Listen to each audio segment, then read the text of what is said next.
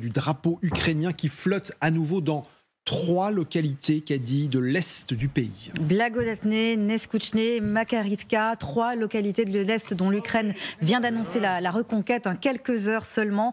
Volodymyr Zelensky a d'ailleurs félicité ses troupes, signe que la contre-offensive avance. Solène Rioux, vous êtes notre envoyée spéciale à Zaporijjia avec Éric Josset. Solène, est-ce que la contre-offensive est aussi perceptible dans la région sud ?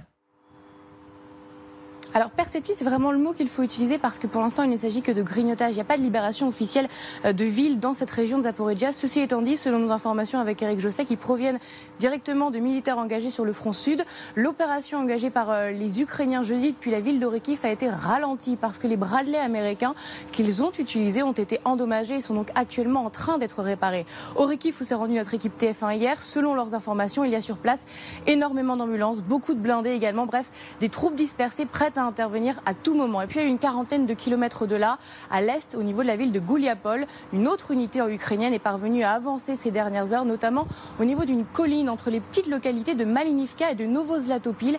C'est intéressant la colline parce que ça procure l'avantage de la hauteur et donc un avantage tactique. Enfin, les blogueurs militaires ukrainiens comme russes affirment que l'Ukraine a repris le village de Lobkové ces dernières heures. Alors ce n'est pas confirmé de manière officielle, mais ça devrait l'être très prochainement. En face, les forces russes repoussent très fortement les assauts ukrainiens, notamment aidés par des hommes envoyés en renfort depuis la région de Kherson.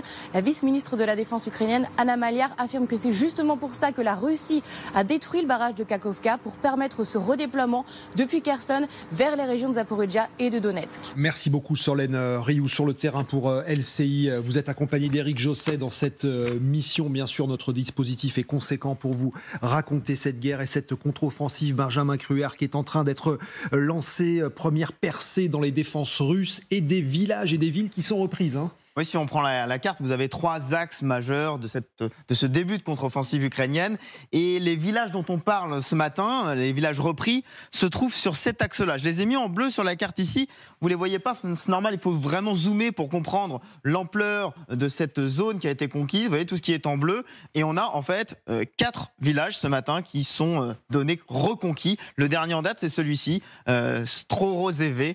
On a les drapeaux ukrainiens qui commencent à flotter, comme ils ont flotté ici à Neskouchné, on le voit, ou comme ils ont flotté un peu plus au nord ici à Blagodatné. Comme ça, on est complet. Pour bien comprendre, on parle de toutes petites localités.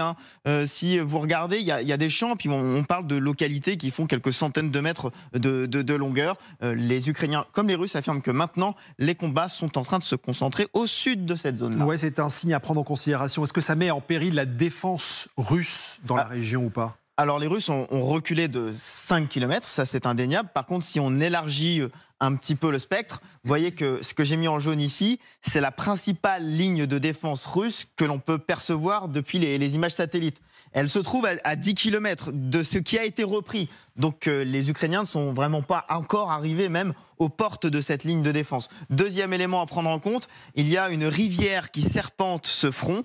Or, ce que disent les Ukrainiens, c'est que quelques mètres plus au sud, le réservoir et donc le barrage ici aurait été détruit par les Russes, provoquant un début d'inondation. Est-ce que ça peut perturber la progression ? On verra ça très vite dans les jours à venir. Benjamin Cruer avec nous. Merci beaucoup Benjamin pour toutes ces explications.